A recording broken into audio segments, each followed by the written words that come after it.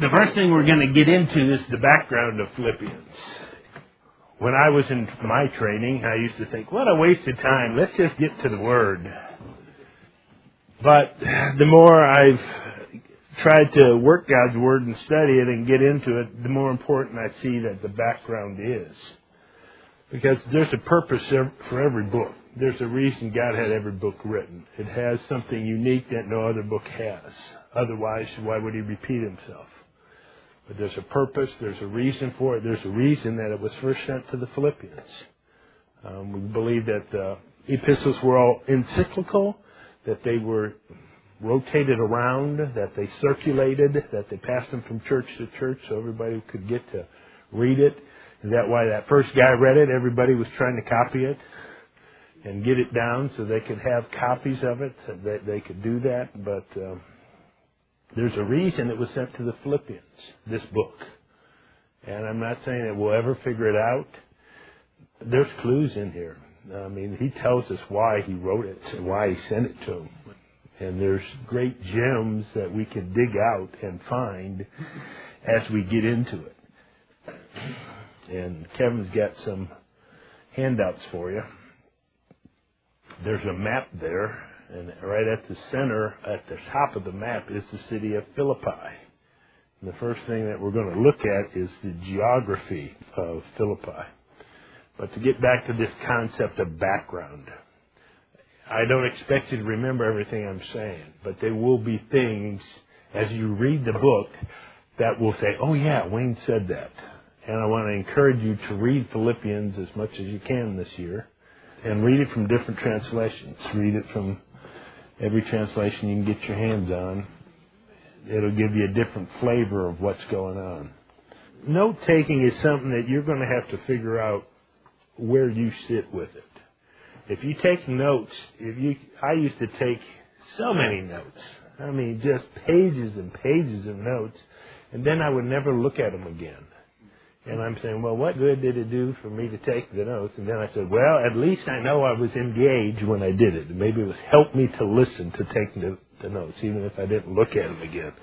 The more I did, I found that for me, note-taking was very beneficial and positive. And I always did two kinds of note-taking.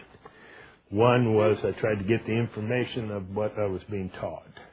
I usually would put a line down this. I talk about this in Walking by the Spirit. 2/3 of was the notes of what was being said. Then there was a little margin, a border. Like on Sam's paper, there's got a red line on one side. I would put a line like that on the other side, and then on that side, it would be my ideas, my things. Like he was teaching something, and I'd think of another verse where I'd write that verse out in the margin, or he'd say something, and I would want to work that word, so I'd write myself a note over there. So much of my study time was directed by what I was learning. So anyhow, have fun trying to figure it out. I would encourage you to be an active listener, and you can do that however you want. Most of the time now, the only notes I take at teachings are in my Bible. Because if it's important enough, if somebody's teaching something I want to remember it, I just put it in my Bible. And I usually have a pad and write stuff down too, but I usually don't get back to it. I don't expect you to remember everything I'm saying, and a lot of the details are not important. It's the overall flow, it's the overall feel that I want you to get here. So we're going to start off with the geography of Philippi. Philippi lies 9 miles inland north of the Aegean Sea in Macedonia. It's situated on the summit of a hill, and it dominated a large and fertile plain that was intersected by the Egnatian Way. It was northwest of Mount Pangaea, near the river Ganges. On the coast near Philippi is Neapolis. That's the port city. If you look at your map there, you'll see one just under the other. Travelers bound for Philippi would disembark at Neapolis and go north 9 miles. The Pangaeus and Himaeus mountain ranges make an almost continuous barrier running east and west through Macedonia and Thrace. Again, you'll notice those on your map. Thrace is on the eastern part, Macedonia is on the western part. And there's a depression in the mountain range, in the mountain ridge, which forms a natural gateway over the mountains. Descending from the pass in the mountain range toward Philippi, a large plain comes into view. Conybeare and Howson say it's as level as an inland sea. It's that flat, which is kind of unique for that area of the world. The city of Philippi is on the hillside adjoining the plain. At the base of the hills near Philippi are many springs, which gave the area its original name, Crenades, which means springs or fountains. There were small streams that flowed close to Philippi on both its eastern and western sides, and a major river, the Gangetes, which is over 60 feet wide, and it's only a mile and a half up to the west of the city. And the next picture there is the Via Ignatia, or the Ignatian Way. It was an important military and commercial road that was built right through the city of Philippi. The Ignatian Way spanned Thrace and Macedonia, and it greatly increased the travel and trade through Philippi. It was the main link between the east and the west, going from the east coast of Thrace at Byzantium to the west coast of Macedonia at the Bosphorus. It's a distance of about 493 English miles, or American miles, I should say. It made it possible to carry goods from Rome across the sea to Macedonia, and then by land all the way to the Bosphorus. Then, after crossing the Bosphorus, a person could go any place in the east that he wanted to go. It was a very important highway at that time. So that's the geography. Regarding the authorship, the date, the occasion, and the purpose of the writing of Philippians. Paul, who also includes Timothy in the salutation, writes the epistle. It's the last of the prison epistles written while Paul was under house arrest in Rome. Maybe as late as 64 A.D., but probably around 62 A.D. It was during the end of Paul's imprisonment. Earlier, Paul had sent Ephesians, Colossians, and Philemon by way of Tychicus and Onesimus. After those epistles were delivered, he sent the letter to the Philippians by way of Epaphroditus. In Philippians, Paul acknowledges a monetary gift from the church at Philippi brought to him by Epaphroditus, one of its members. They had done this on at least 3 previous occasions, twice when he was in Thessalonica and once when he was in Corinth. Epaphroditus was specifically sent by the Philippian church to minister to Paul's need. They knew Paul was in prison, he wasn't free, so they sent this minister to be with him and to bless him. And when he arrived, he comforted Paul and communicated the great love of the Philippian church for him. While Epaphroditus was with Paul, he got seriously sick and almost died. After hearing that the Philippians were concerned about their brother Epaphroditus, Paul sent him back to Philippi with the epistle addressed to them. Now, although the main reason for the epistle was to thank the Philippians for their gift and to comfort them concerning Epaphroditus, other reasons were to inform them of Timothy's approaching visit and communicate Paul's plan to visit them in the near future, as well as to address specific practical problems that they were enduring. Now, the history of Philippi, the city. The fertility of the area around Philippi has been famous since antiquity and readily attracted settlers. And that just amazes me because now there's no city there. It's all there is ruins. There's no modern day Philippi. There is a modern day Corinth. There is a modern day a lot of other cities, but not Philippi. And it was such a prime location, prime real estate, that it amazes me that there's no city there now. But the first settlers in Macedonia were Indo-European tribes, descendants from Japheth. And in the 7th century B.C., Perdiccas the first founded Macedonia. In 360 B.C., the Thracians from the island of Kassos settled on the side of the city and called it Crenades, meaning springs. In 359 B.C., Philip II, who was popularly known as Philip of Macedon, you might know him, he was the father of Alexander the Great. He became the king of Macedonia. Philip knew that Crenades would add stability and influence to his kingdom. It was an extremely fertile area. It would guard his eastern border against Thracian advances, and above all, the mines there could perhaps meet his most pressing need, which was gold. In 356 BC, Philip captured the city, and he fortified it and named it after himself. That's why it's Philippi. The gold mines of Pangaeus near Philippi produced more than 1,000 talents of gold a year. That's over 56. A talent is, well, anyhow, it's written in your notes there. It financed his conquest of the other Greek states. The mines also provided his son Alexander with the money he needed when he first started his world conquest. And remember, he's the one that went all over the place, went as far as India, over all the known world.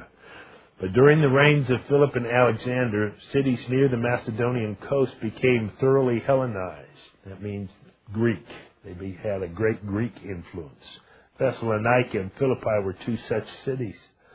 Throughout the time of Greek rule of Macedonia, and to a lesser extent during Roman rule, indigenous Scratian and Celtic tribes remained nestled in the mountains. They maintained their barbaric habits and occasionally descended upon the settled areas to loot and plunder. Any of you see Gladiator? Remember the opening scene? That's what I think about here, that they had those nomadic tribes would come down from the mountains. Around 275 BC, the same Celts who settled Galatia passed through Macedonia, marauding as they went. In 168 BC, the Roman army defeated the Macedonian forces at Pinda, Macedonia. Macedonia was then organized as a semi-independent republican federation divided into 4 districts and governed by annual officials. That's how the Romans did it. The capital of the first district, which included Philippi, was Amphipolis.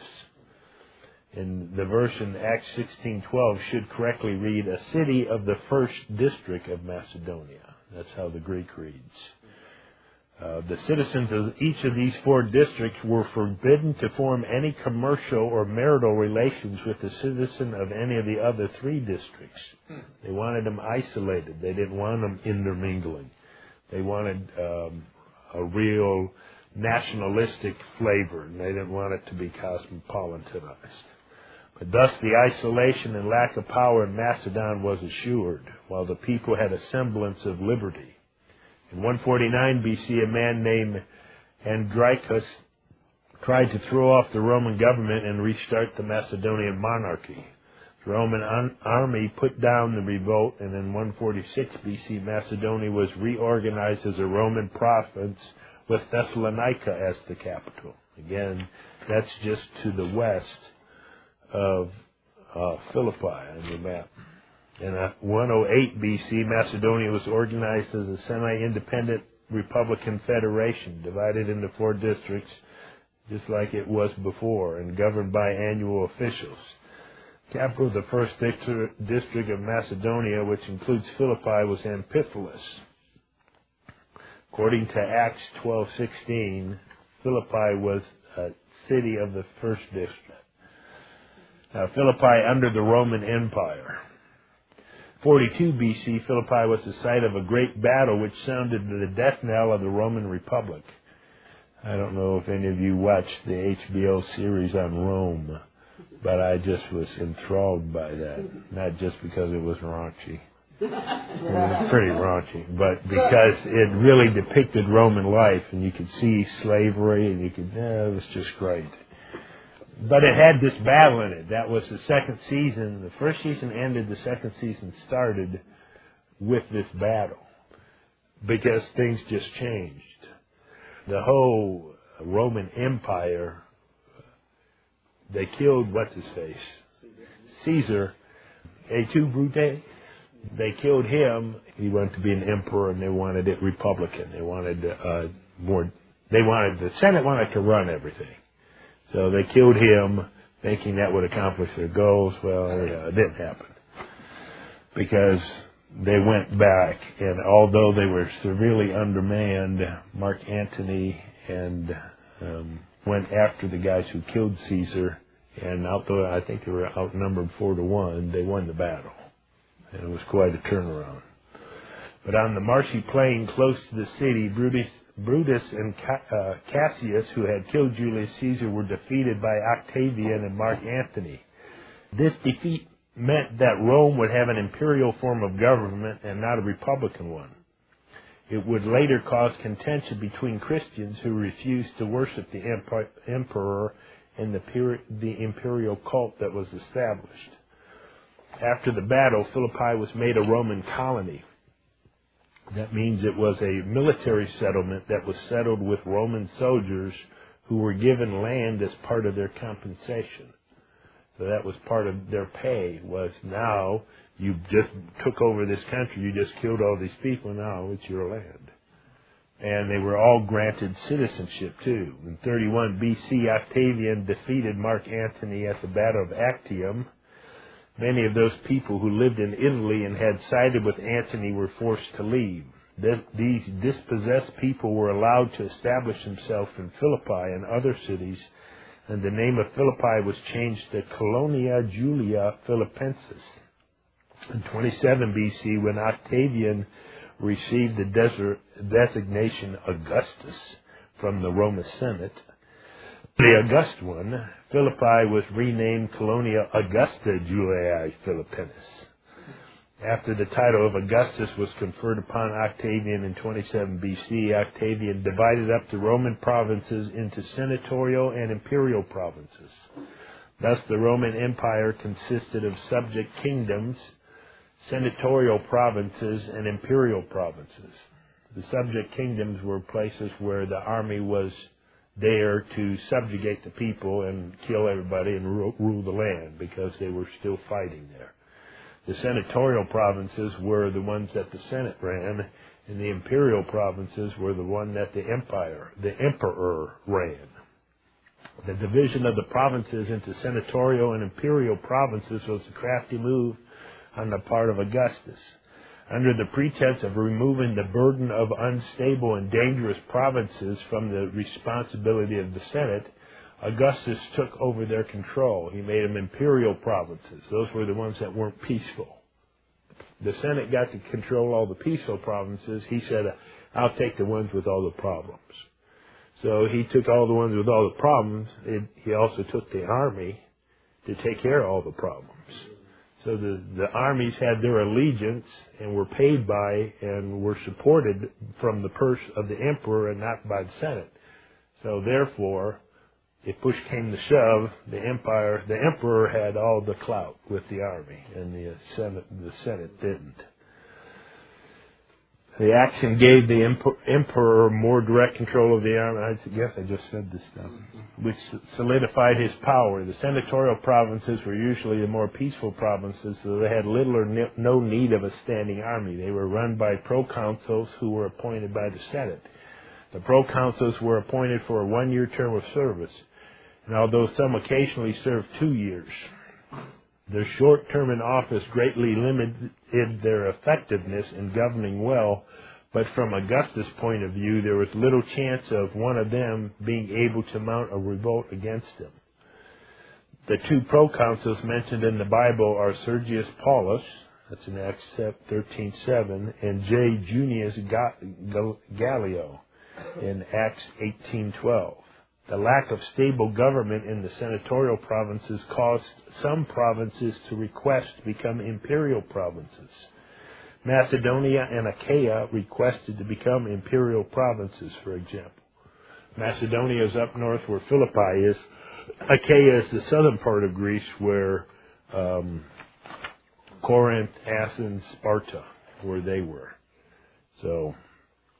But they requested to become imperial provinces. Tiberius granted their request, and from 15 to 44 AD, they were imperial provinces. In 44 AD, Claudius changed their status back to that of senatorial provinces. The imperial provinces were governed by agents of the emperor and reported directly to him. There were 3 classes of imperial provinces.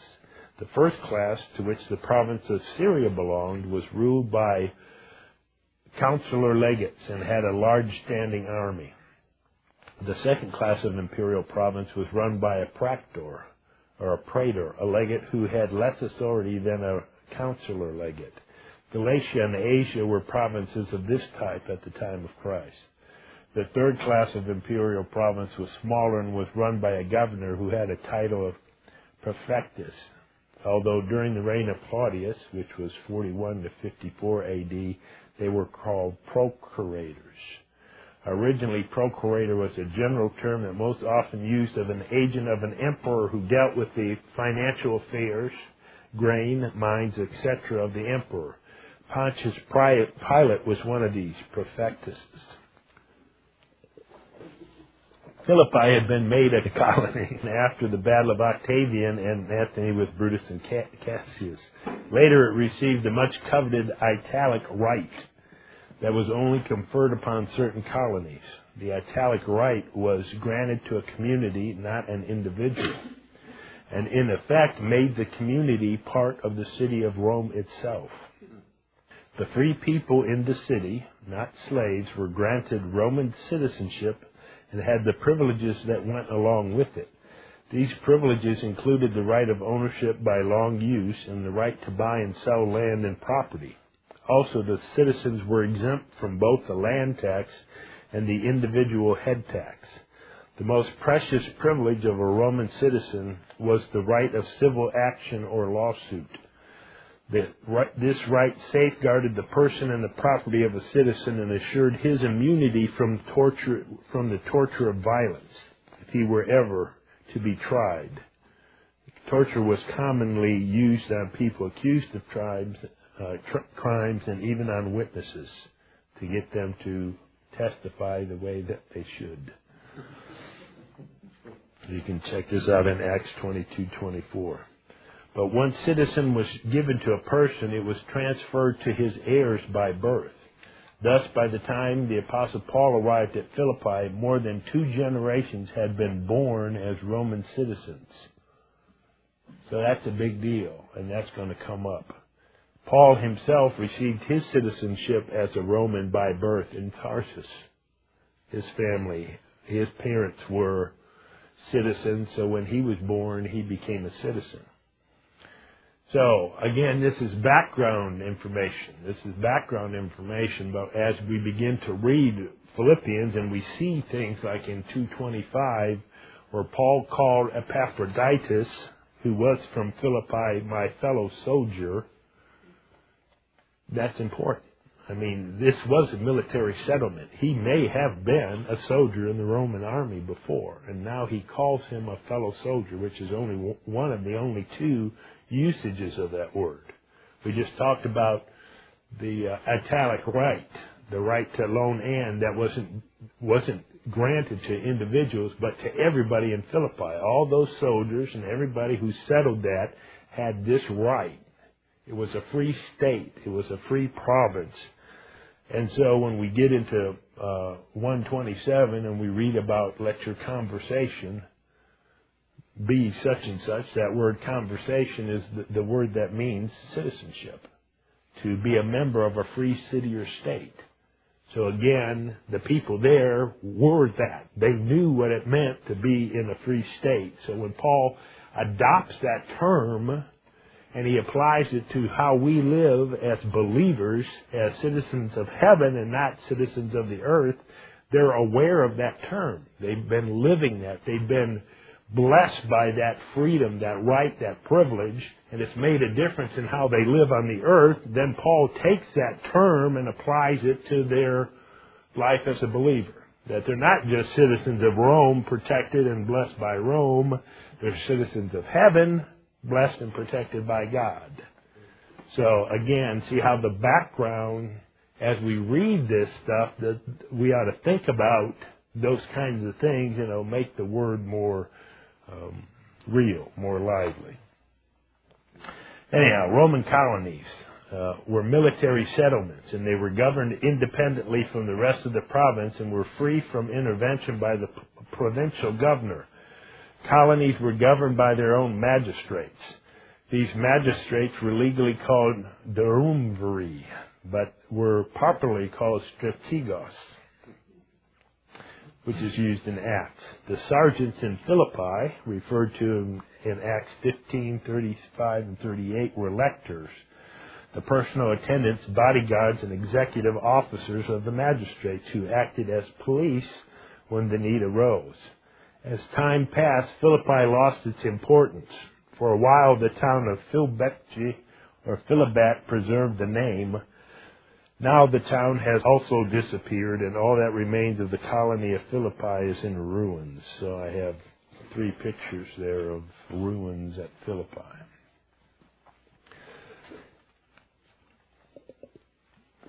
Now, regarding language and culture, Acts 16:12 gives an excellent picture of Philippi at the time of Paul's visit. An old Greek city and a Roman colony, Philippi was a prosperous community and not one likely to rock the boat of Caesar. Although the gold mines had played out years before, the economy was solidly based on agriculture. The plain below the city successfully produced grapes for wine, mulberry for silk, cotton, fruits, vegetables, rice, and poppies. We all know what poppies were used for.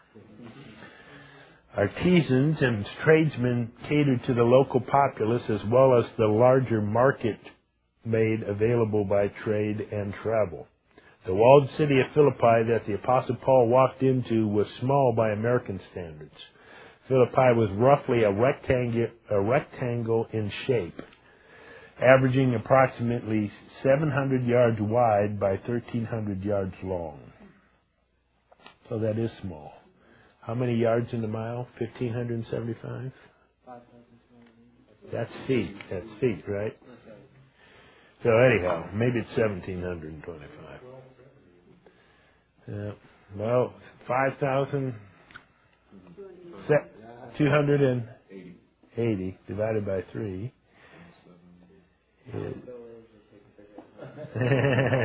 Yeah, it's over 170, so it's not even a mile wide. The population was mainly Greek, Roman, and Greek, although there were native Thracians there, as well as a few people from the other nations. In all likelihood, the people of Philippi were bilingual, speaking both Greek and Latin. As was the standard with Roman colonies, the language pertaining to law and government was Latin, and the inscription on the coins were in Latin. Latin was predominant, but as everywhere in the Roman world, the Greek language was a sign of education and learning, and would have been a close second. There was no synagogue in Philippi. The number of Judeans was small because Philippi was a military colony, not a major trading center. Therefore, Aramaic would have been rarely spoken in this colony. The city itself was typically Roman and had an agora or marketplace, a forum, a theater, public toilets, a prison, and numerous shrines and temples.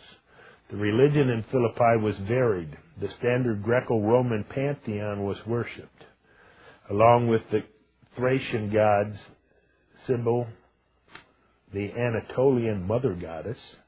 If you remember our work in Timothy, she came up there, and Bacchus, the god of wine. Philippi also had a temple to the Egyptian god Isis, Serapis, and Harpo and Groucho. High in the nearby Hymenus Mountains was a tribe of the Satra who had an oracle to the Thracian Dionysus, a prophet god.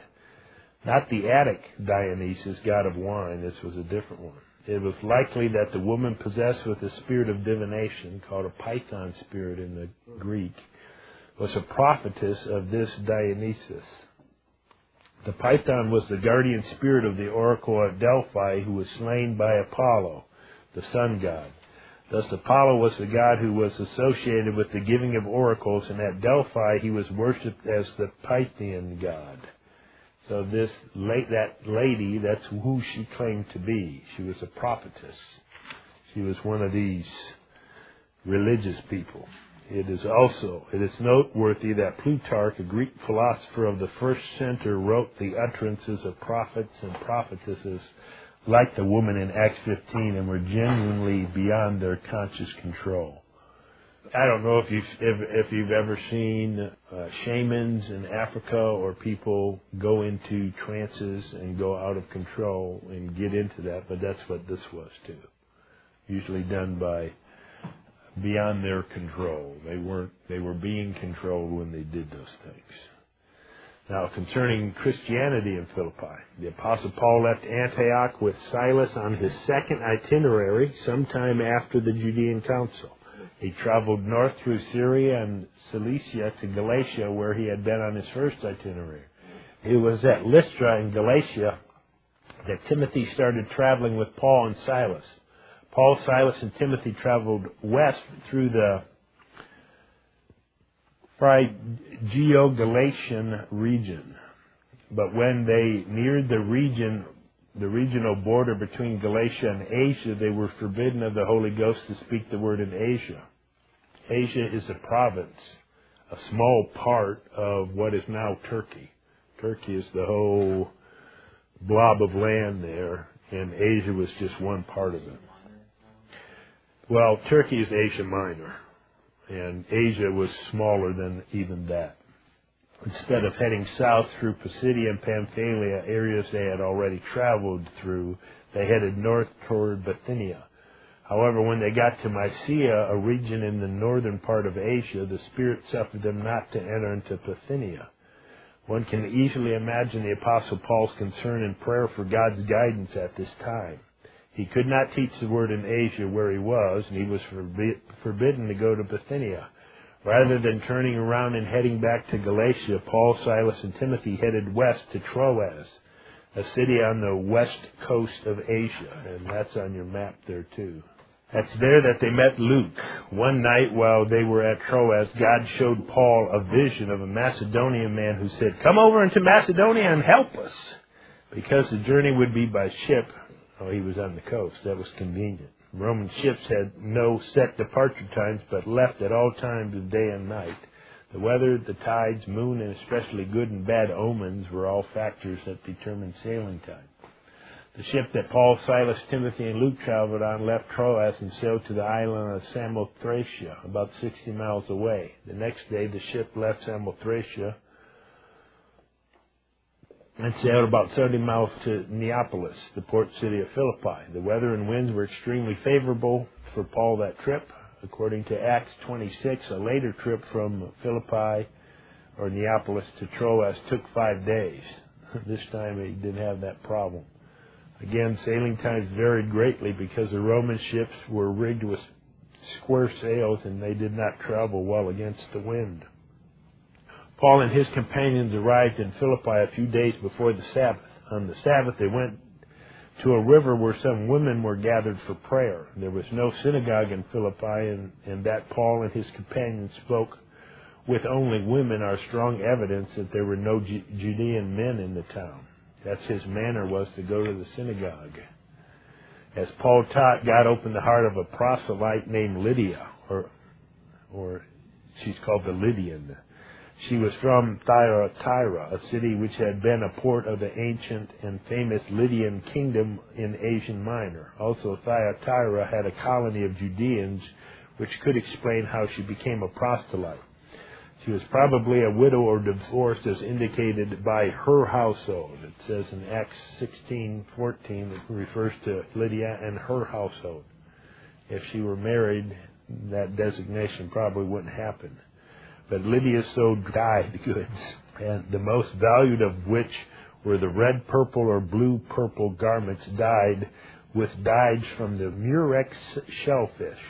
12,000 shellfish produce only 1.5 grams of dye, enough to dye only the trim on one garment. That explains why these were royal colors. Purple was a royal color because only the rich could afford that kind of. So whenever you wore purple, it indicated that you had some clout, some money. Although Lydia would have sold less expensive goods as well as the famous purple dye, she was obviously a very influential woman. After Lydia was born again, her whole household also became born again. Lydia is the first whole household mentioned in Acts to get born again under Paul's ministry. The household of the Philippian jailer is the second. who I'm pretty sure was the Macedonian caller in Paul's dream. As Paul continued at Philippi, a slave girl possessed with a spirit of divination, or python, followed him for many days, saying, "These men are the servants of the Most High God, which show unto us the way of salvation." When the Apostle Paul cast the devil spirit out of the slave girl, her masters, upset at their loss of income, caught Paul and Silas and brought them before the rulers of the city. The owners of the slaves accused Paul and Silas of exceedingly troubling the city and of teaching customs that were not legal for Romans to accept and practice. The people of Philippi thought that Paul and Silas were Judeans, and Romans generally disliked and suspected Judeans. The fact that the Judeans had just recently been expelled from the city of Rome by Claudius only added to the people's reaction against Paul and Silas. Remember, this was like Rome away from Rome. Philippi was like a Rome. It was like a clone of Rome. Various specific charges could have been brought against Paul and Silas, trying to defame the Roman gods by teaching only one God, denying worship due to the emperor, etc. The Philippians were willing to pay money for the possessed women's revelations. Now strangers came and deprived them of that which gratified their superstitious curiosity. When they heard, moreover, that these strangers were Judeans and were breaking the laws of Rome, their discontent became fanatical. In the din and the uproar, no one heard Paul's side of the story. So Paul and Silas were beaten, thrown into the inner prison, and had their feet placed in stocks. Roman stocks were blocks of wood with holes wide enough to cause pain and cramping in the legs. Even in this condition, Paul and Silas prayed and sang hymns. Shortly after midnight, an earthquake shook the bars of the prison loose and opened the doors. Roman law stated that if any prisoner escaped a guard or jailer due to negligence, the guard or jailer was to suffer the same punishment due to the prisoner. The Philippian jailer, seeing all the doors to the prison open, resolved to commit suicide, so he drew his sword. Paul prevented the jailer from committing suicide by calling to him and saying that no one had escaped. The jailer took Paul and Silas to his own house and fed them and cared for their wounds. This behavior was completely allowable. The jailer was responsible for keeping the prisoners and handing them over to the magistrates upon request. How the jailer kept the prisoners was usually his own choice. Paul and Silas returned to the prison, and the next day the Roman magistrates sent word to let them go. Paul and Silas refused to leave without a personal apology from the magistrates, since they, Roman citizens, had been beaten and imprisoned without trial. And again, this all comes back. This was common. This was what Philippi prided themselves on, was their italic right, their free state right. And here Paul was a Roman citizen, and he was treated this way. It was ghastly. To falsely claim to be a Roman citizen was punishable by death, so the magistrates would not be inclined to take the claims of Paul and Silas lightly. Furthermore, if this whole event were to come before a higher Roman court, the magistrates would have probably been severely punished. They would at least have been degraded and pronounced incapable of holding future office. The magistrates came to the prison and escorted Paul and Silas out. The magistrates also asked them to leave Philippi.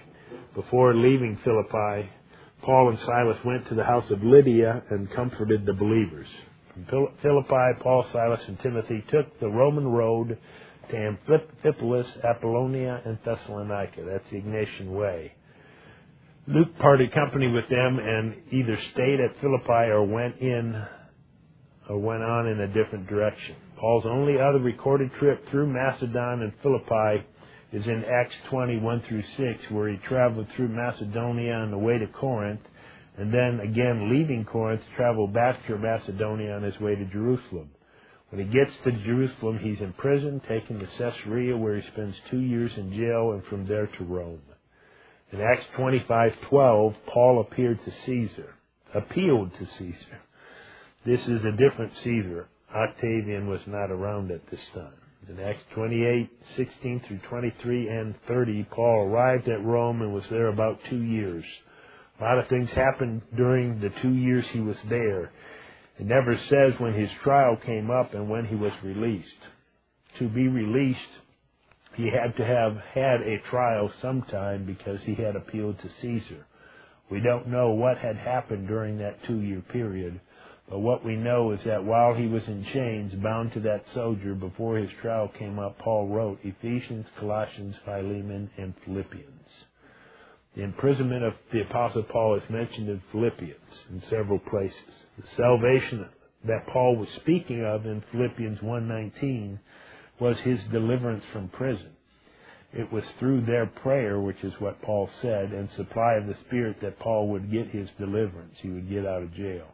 Same thing happens in Philemon, if you remember that, but they were praying for his release too. After Paul was released, after that 2 years was up, he traveled again.